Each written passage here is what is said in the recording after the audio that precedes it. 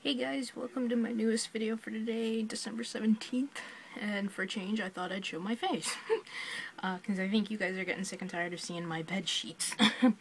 This is a video response to Justin, aka Ryan 1988's video of the Christmas movies, and this is kind of odd because he did this video 2 years ago, back in 2009, and I did a response for his video then, so it's kind of funny in a way.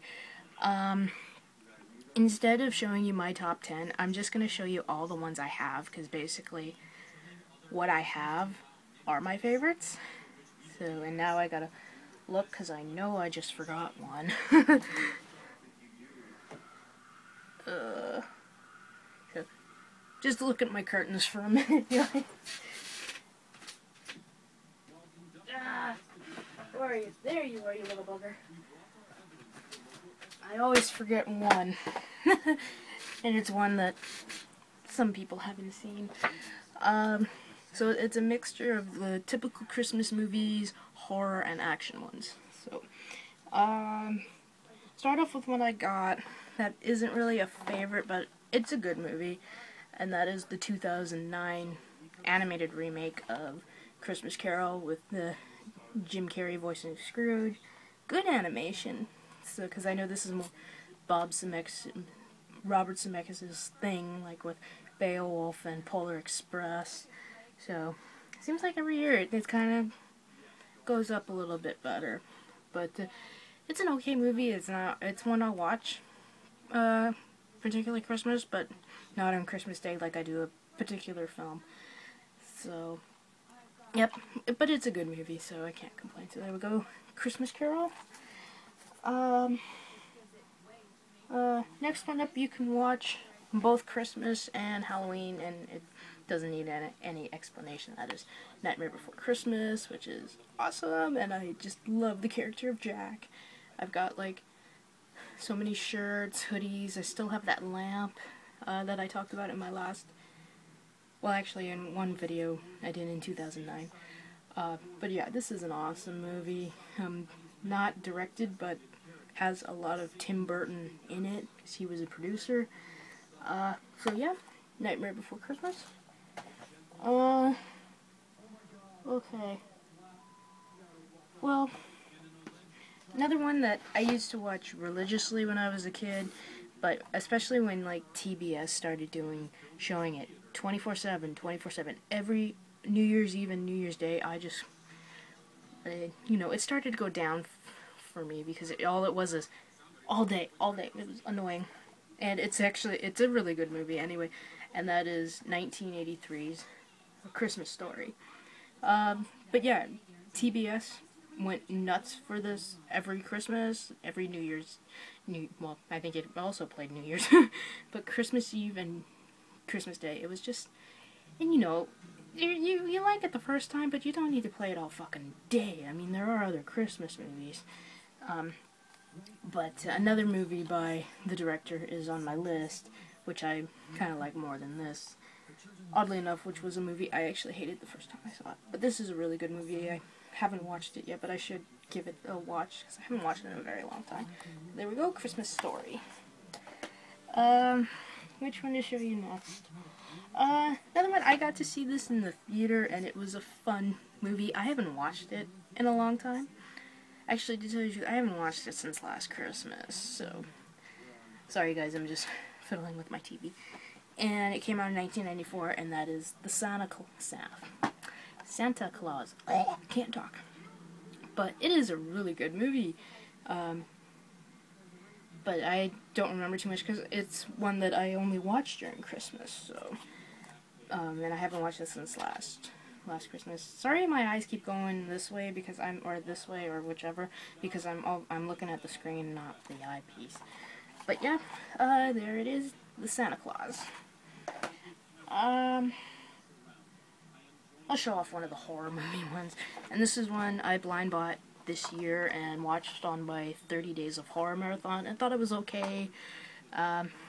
Maybe because, well, I was 4 years old when this movie came out. I don't remember hearing anything about it, even parents bitching and that. And I watch it now, and I guess when you're older, you watch this kind of thing and you're like, what the hell were they bitching about? And that is Silent Night, Deadly Night. This is the region 2 because, as some of you know, it is out of print here, and I don't really want to pay about $70 for a blind buy. This is actually a very neat thing because it's got, I don't know why I'm showing you this, but just in case. It's got like a really cool poster. I don't really want to put that on my wall, but I actually really enjoyed this movie. I would like to check out the sequels, but I'm not. I might have to download them off my computer, off of one of the things I actually downloaded Breaking Dawn on, because I was like, I don't really need to listen to screaming girls go like that and passing out. But because I know a lot of this, there's like 4 or 5 sequels to this, and there's like a 3-pack on Amazon, but I think it's out of print right now, or out of stock, I don't know, but they are pretty hard to get. But I actually quite enjoyed this. It's like a very twisted movie sometimes, and this of course is this is an uncut and uncensored one. So there we go, Silent Night, Deadly Night. The next one up is, well, I'll show this one because I haven't seen this on a lot of people's list, which I have to say kind of annoys me because that they haven't seen this, because it's an absolute classic with Jimmy Stewart, and that is It's a Wonderful Life. And I'm not going to say anything more because you guys haven't seen it. You have to see this movie. It's excellent. It's from 1946. Of course, it's great Jimmy Stewart, directed by the great Frank Capra. And that's all I'm going to say, because you have to watch this to get it. So, there we go. It's a Wonderful Life. Another one, an action one. And I know a lot of people are like, I talk to people at work, they're like, it's action. I'm like, it takes place at Christmas, so fuck off. And that is 1987's Lethal Weapon. This is my second favorite in the series, number 2 being my favorite. But yeah, I like action movies that are on Christmas, or take place around the holidays, count for me.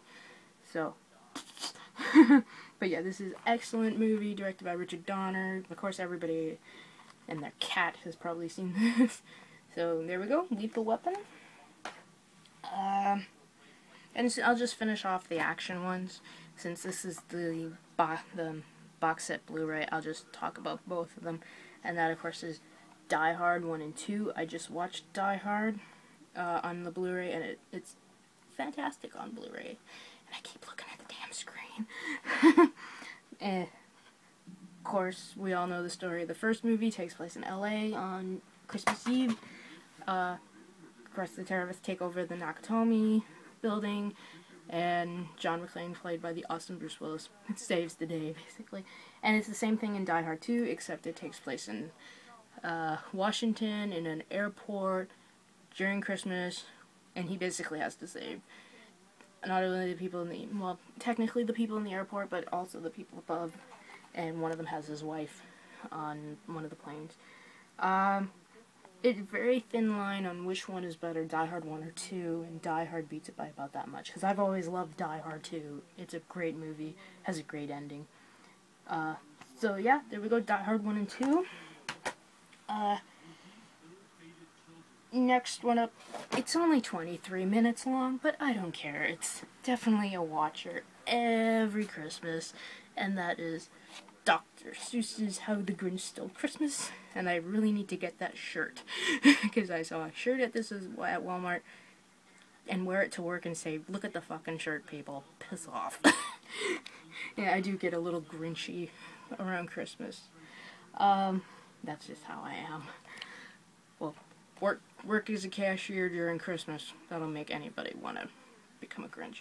But this is an excellent cartoon. It's watched every Christmas. It's got the little sparkly thing. I actually have this right now. I have the song on my iPhone because it's a great song. And you know, who cares if it's only like not even half an hour long? You never get bored of it. So there we go. Dr. Seuss's How the Grinch Stole Christmas. Another semi-horror one, but it was a childhood favorite, so I have to watch it. And that, of course, is Gremlins, which I did watch, and I love it. It's one of my favorites by the director. Though, oh, excuse me, I think Explorers beats it.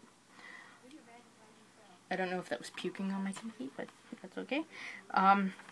Yeah, I remember when I saw this as a kid, everybody's like, "You little kids should not be watching it because it's scary," and I was like, what's so scary about it? I didn't understand. Godzilla wasn't scary, so why would the Gremlins be scary? I remember asking Santa Claus for a gizmo. And I actually did, well, I didn't get a real one, but I got a little toy, but that just made up for it. So there we go, Gremlins. I'll show these two because it's a original and a sequel, and both are fantastic, and I probably might watch them tomorrow or something, and that is Home Alone and Home Alone 2, Lost in New York.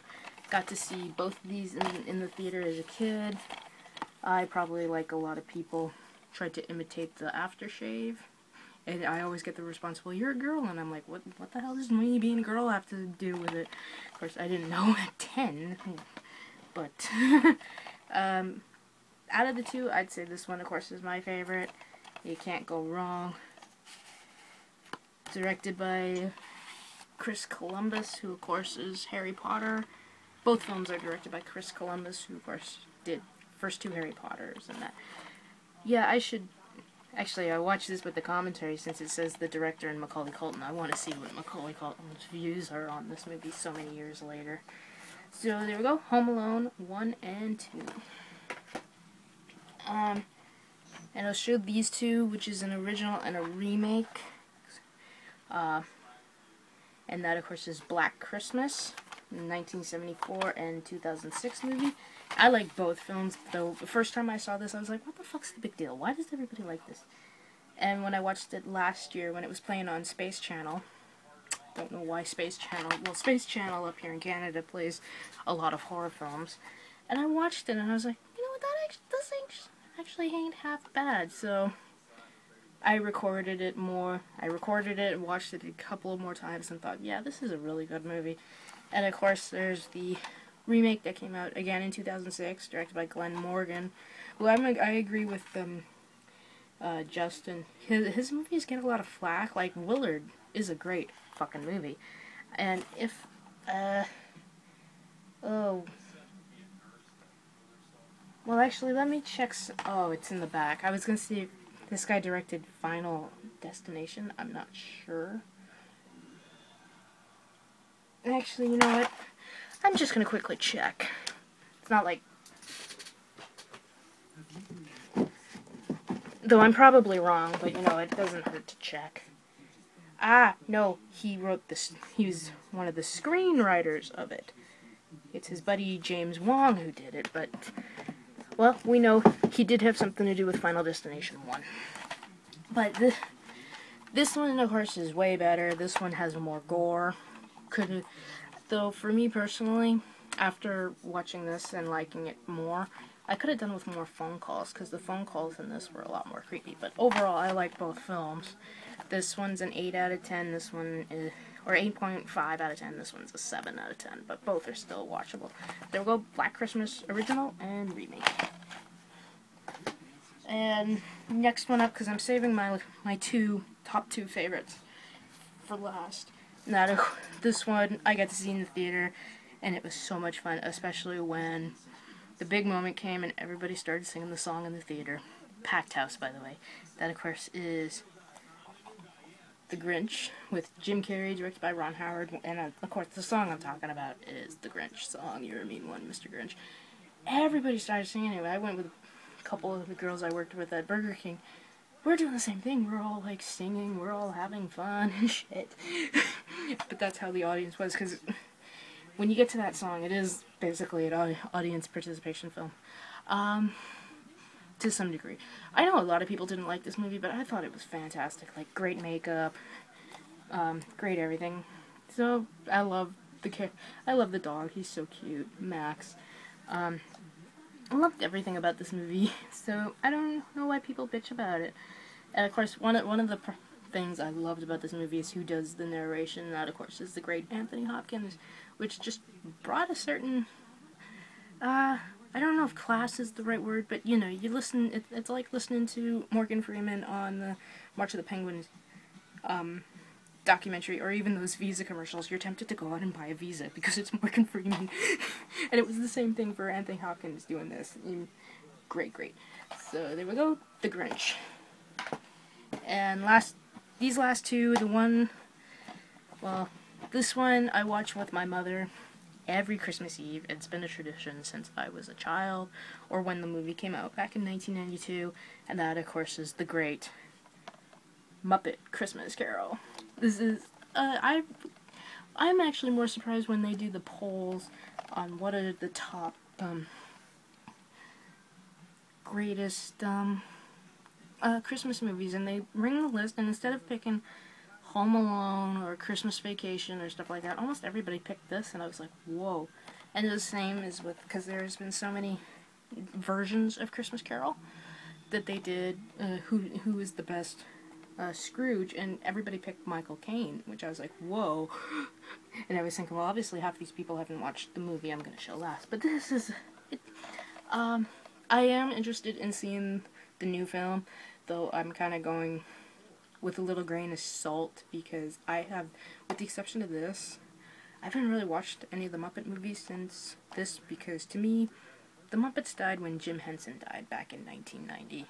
Because, you know, I think we all felt the same thing, is when Jim Henson died, it was like, well, the Muppets are gone, so, and stuff. But that's just how I feel. I don't know how everybody else felt, but that's just me. But great music, the great Gonzo and Rizzo the Rat are just fun to watch. Everything is fun to watch.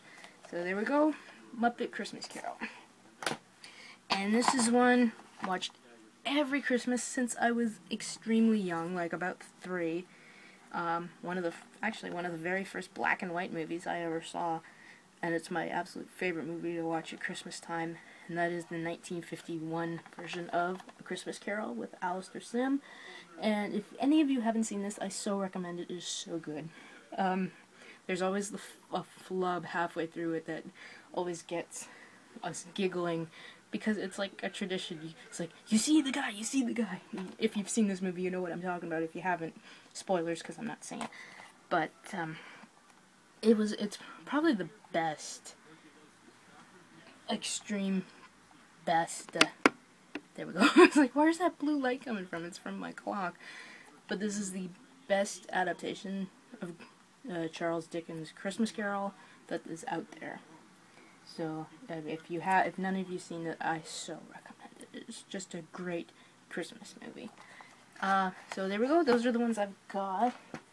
And couple that I don't have, because there's one I'd kill to have, but I'm not paying almost $100 on eBay, and it's one I talked about in my video 2 years ago, is Muppet Family Christmas.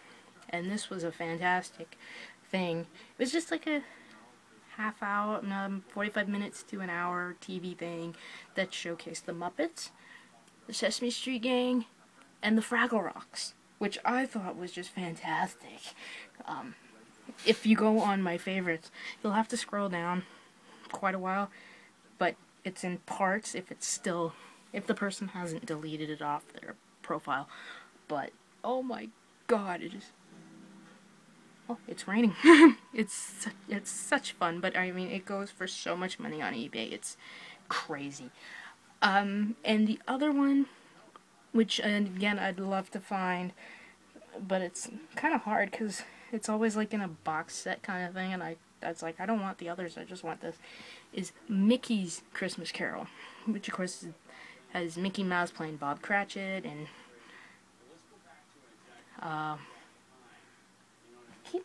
something outside, sorry guys, is like Scrooge McDuck, basically, like from DuckTales and stuff. But it's oh, sorry guys, it almost smells like something's burning in my room. Yeah, I don't know.